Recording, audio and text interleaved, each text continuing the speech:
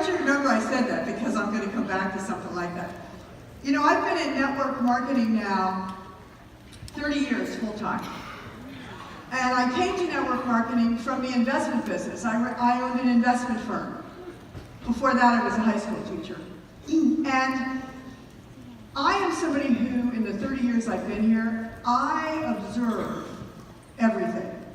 I want to figure out things. And one of the things that I've always been questioning is, why is it that some people can come into a network marketing business and go right up here?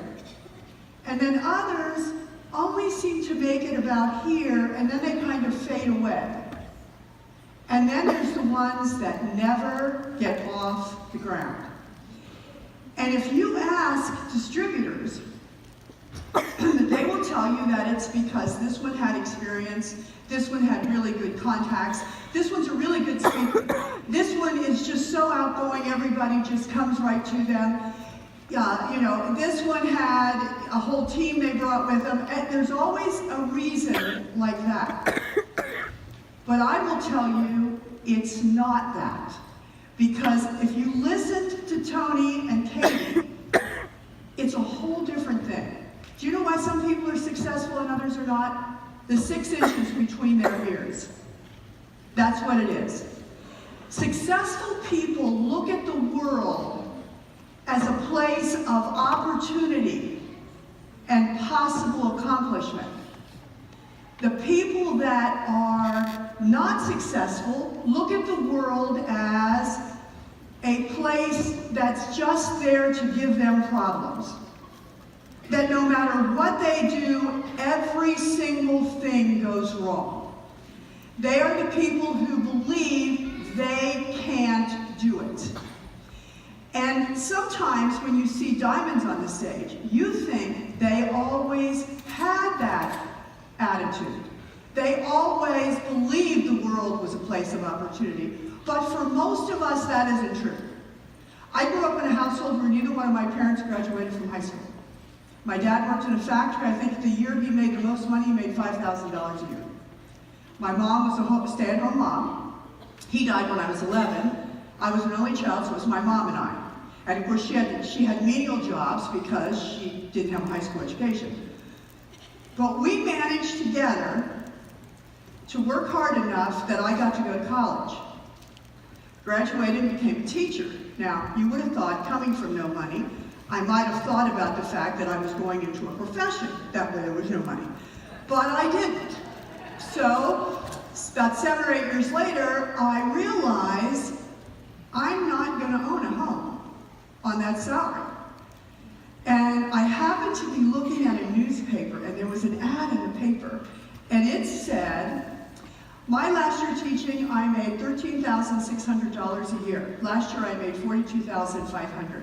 I had just completed a year, and I had just made $13,600. So I thought, I need to talk to these people. These people were an investment firm. Okay, I knew nothing about investments. I knew nothing about business. I had no business attire.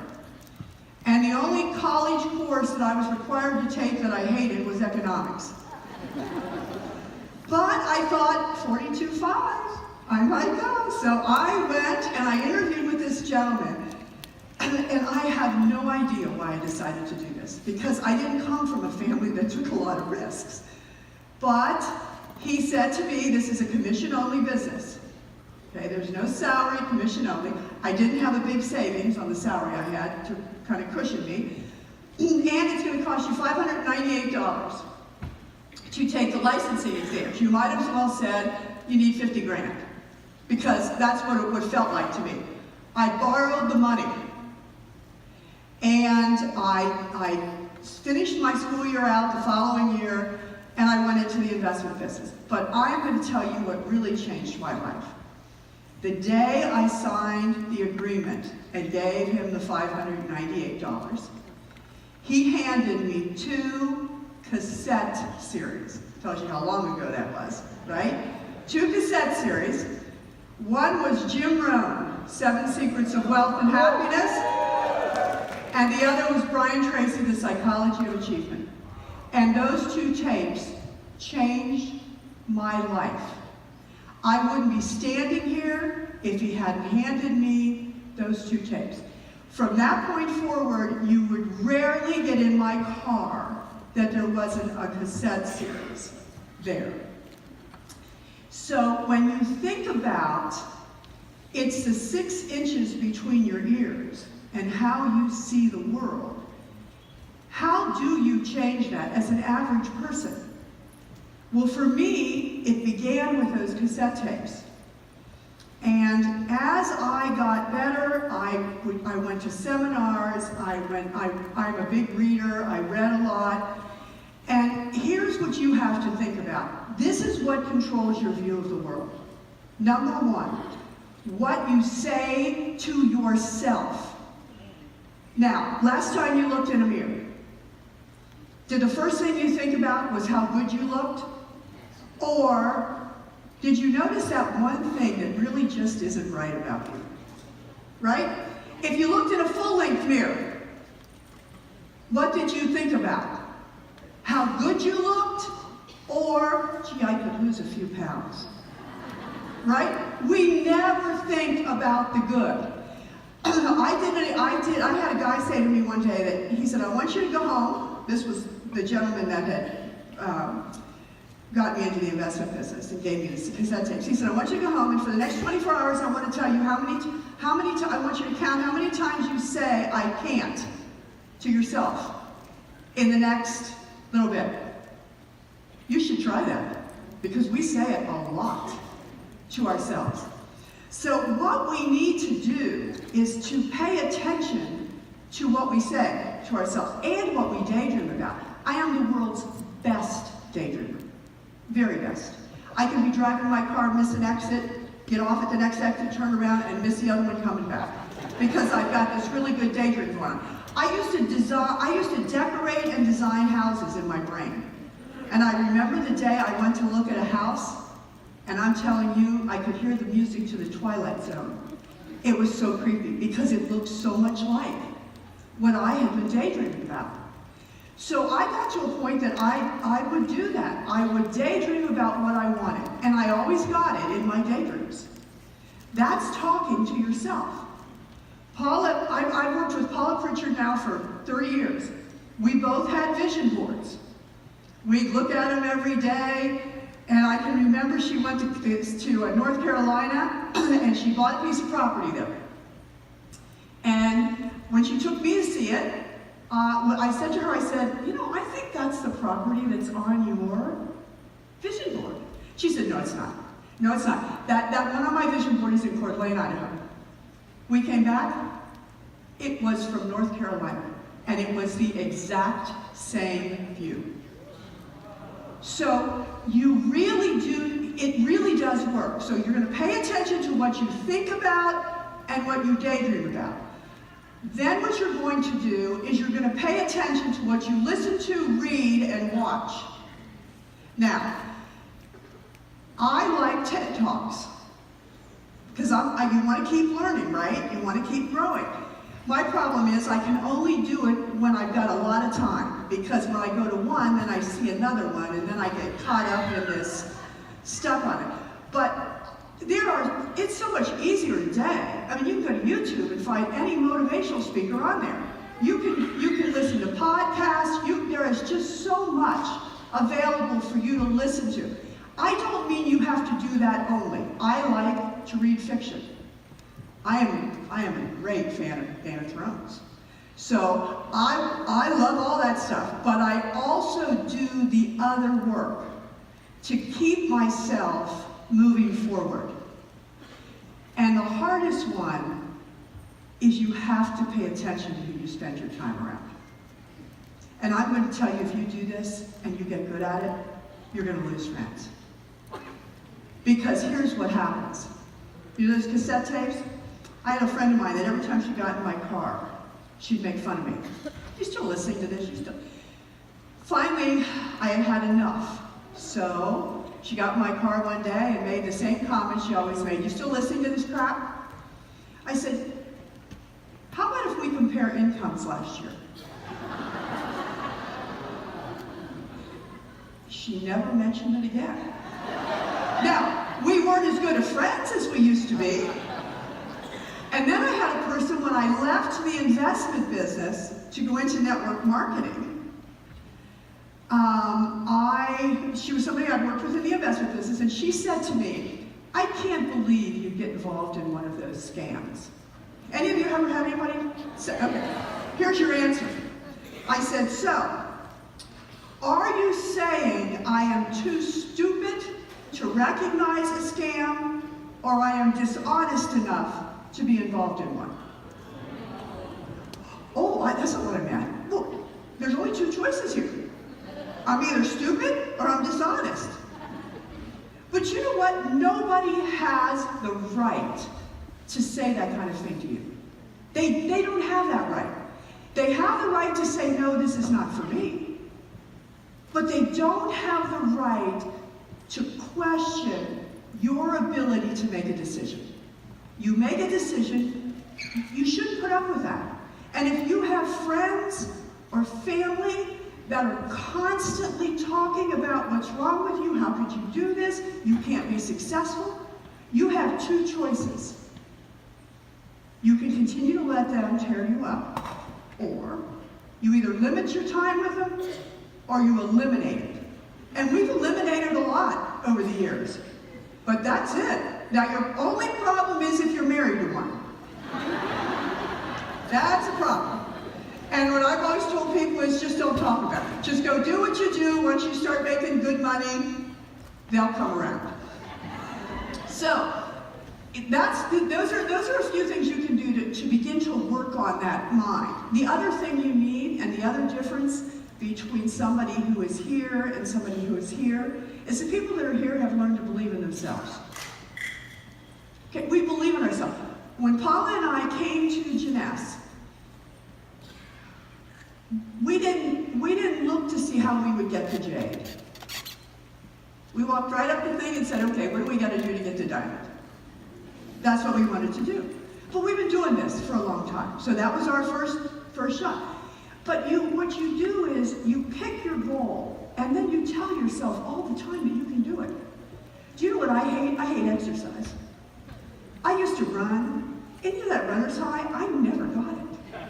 Never. I hated it when I started running as much as I hated it when I quit running. But I needed to exercise. I had reached a point in my life where I needed to exercise. So I started in October of 2017, not exercising, but talking to myself. Telling myself every night before I went to bed and every morning when I got up, I love exercise. I really enjoy exercise. It makes me feel good. I feel healthy. I look good. I love exercise. Now you laugh. But do you know that in January of 2018, I started going to the gym 3 times a week, paid a trainer, and you know what? I love exercise. So I'm telling you, you can do it. You can do this. And the other thing that we have to have, if you're going to represent Jeunesse, you have to believe in Jeunesse. And when you look at Jeunesse, I mean, how can anybody question the company? I mean, this is a company that's all over the world, growing every year. They've got the best management teams around the world. There's nothing to question. And the products are easy. You want to believe in the products, use them. I look really good for 80, right? So, you just have, I think they believe I'm reading. Okay, so you just have to use them. So, you're going to control what you think about, you're going to begin to see the world as a place of opportunity, and you can have whatever you want. You're going to believe in yourself, and the last thing that the successful people do is they make a commitment. They make a commitment. When we came in here, we're going to try to be diamonds. That was not even in, try was not in there. We were going to be diamonds. Okay, now here's something I do want to caution you against.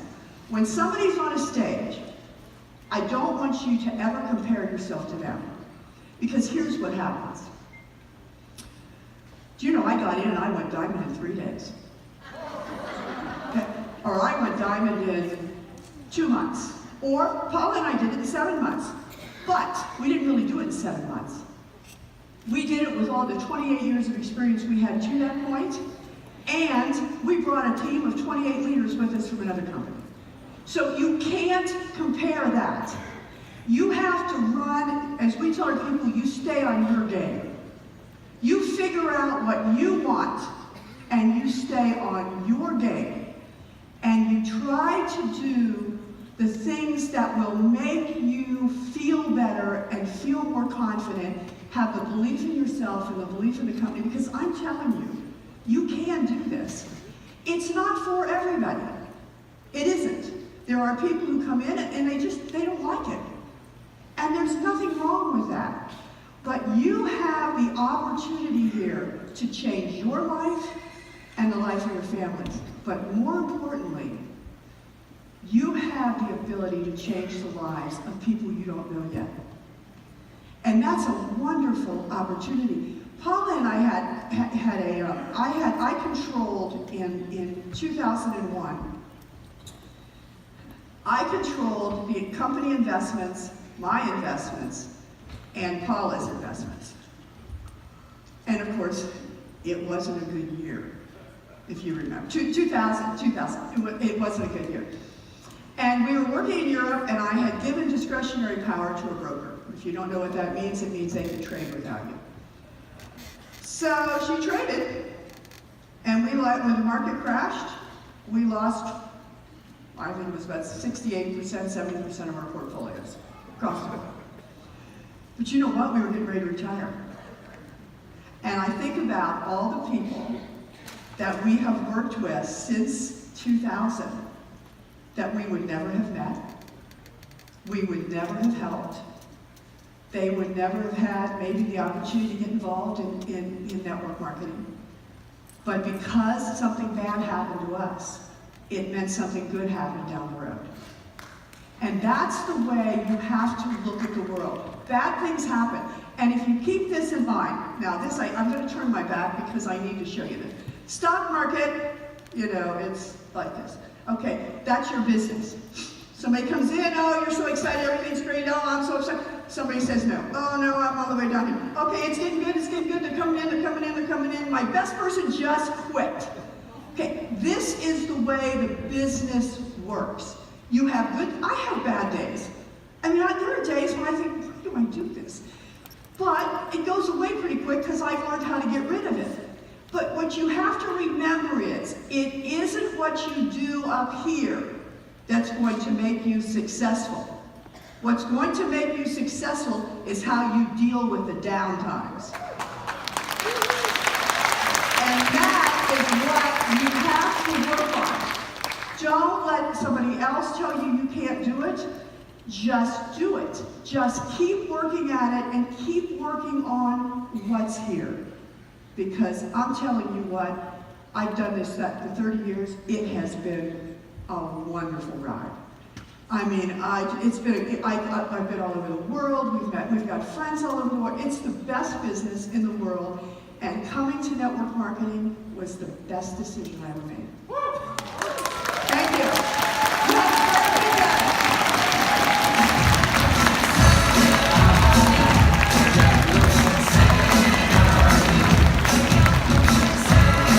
Ladies and gentlemen,